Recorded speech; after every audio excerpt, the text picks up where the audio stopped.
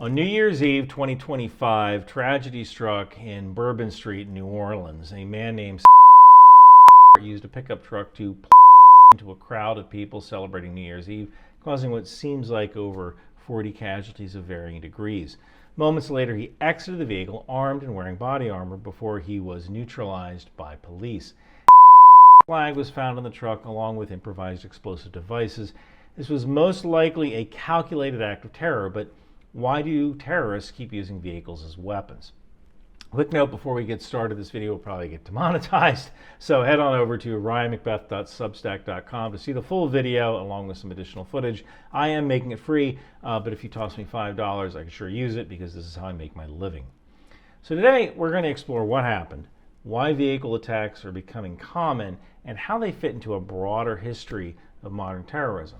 Special thanks to Obscure IQ, who got me a lot of intel on the suspect on very short notice. I find people, but if it wasn't for Obscure IQ and their software, I would have a much harder time doing so. First, let's break down what we know about New Orleans. Bourbon Street, it is in the heart of the French Quarter. It is always packed with people, especially on holidays. I've been there myself. It's a soft target. It's high density, fairly low security. There is a police presence. And it is full of distractions. There's always something to see on Bourbon Street. Normally, you just have to look out for pickpockets. Terrorists look for these kinds of vulnerabilities to maximize casualties and fear. So, attack followed this textbook model. So, number one, you use a common vehicle. Trucks are heavy, fast, and they can be devastating, especially when used against crowds. He also might have followed some symbolic timing. New Year's Eve represents celebration, freedom, unity, and it's an easy way to generate global headlines. And yeah, you also have a lot of people out in one place, out in the open, who may not be paying attention to their surroundings. And you also have dual threat tactics. The attack didn't stop with the truck. You could consider it a complex attack. He came armed and ready to escalate the violence. The FBI is investigating any ties to ISIS, but even if he acted alone, the tactics he used are part of a well-worn playbook. This isn't new. Terrorists have been weaponizing vehicles for decades, and here's some key examples. In 2008, a Palestinian attacker weaponized construction equipment to target civilians, setting the stage for kind of using everyday machinery in urban terrorism. In 2016, on Bastille Day in Nice, France, a man drove a 19-ton cargo truck into a crowd, causing about 500 or so casualties. This was a wake-up call for Europe. In 2017, in Charlottesville, Virginia, a car was driven into counter-protesters during a white supremacist rally. That caused about 20 casualties.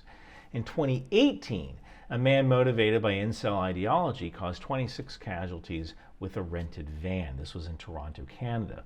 These attacks are part of a general trend where ideology, hatred, and even personal grievances turn vehicles into weapons. So why are vehicles so effective for terrorists? Well, let's break it down here. Number one is accessibility. Anybody can rent, steal, or buy a vehicle. It doesn't really raise red flags like purchasing explosives or even firearms. Number two is ease of use. No special training is required to operate a vehicle other than drive. If you can drive, you can cause mass casualties. Third thing is high impact. A vehicle weighs several tons, and if it's traveling at high speeds, it can cause devastating damage in seconds. The fourth is psychological effect. There is something terrifying about everyday tools becoming deadly weapons. And there's also normalcy bias. In 1991, an attacker crashed into a Luby's cafeteria in Killeen, Texas, and people tried to go and help the guy. They thought he might have had a heart attack or something, until he got out of his truck and started shooting. Now, it seems like this particular attacker had a similar plan. Crash the vehicle, get out, and conduct a complex attack. So what does this mean for cities like New Orleans? It's pretty clear that protecting public spaces is a growing challenge. After the Nice attack, many European cities installed bollards and barriers to prevent vehicles from entering pedestrian zones. The same thing has started happening in the US in some areas, but it's not always enough. In New Orleans, large events like Mardi Gras already come with increased security, but now the city will likely double down on safety measures. We're talking metal detectors, more barriers, maybe stricter vehicle access. All of those things are possibilities. So here's kind of the big takeaway here. Vehicle attacks are low tech and high impact, and they are very difficult to predict. They're favored by lone wolves and organized by terror groups because they don't really require complex planning.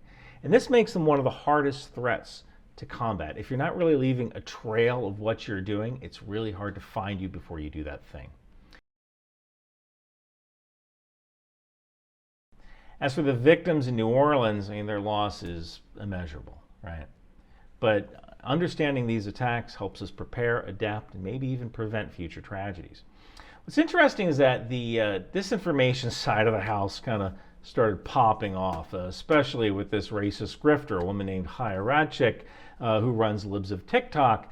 She's already tried to start to blame the attacks on DEI, or diversity, equity, and inclusion, or at least blaming DEI for the failure to stop the attack, under this idea that the New Orleans division of the FBI recently had an initiative to try to recruit more minorities.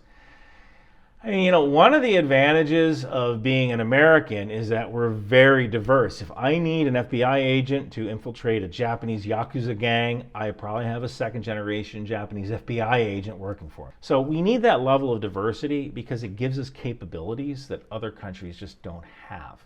So kind of think about that before engaging in race baiting online. Once again, this is going to be unedited at ryanmcbeth.substack.com, along with some other footage. I don't sell t-shirts on videos like this, so if you have $5, toss me on Substack. I'd really appreciate it. Thank you guys so much for watching.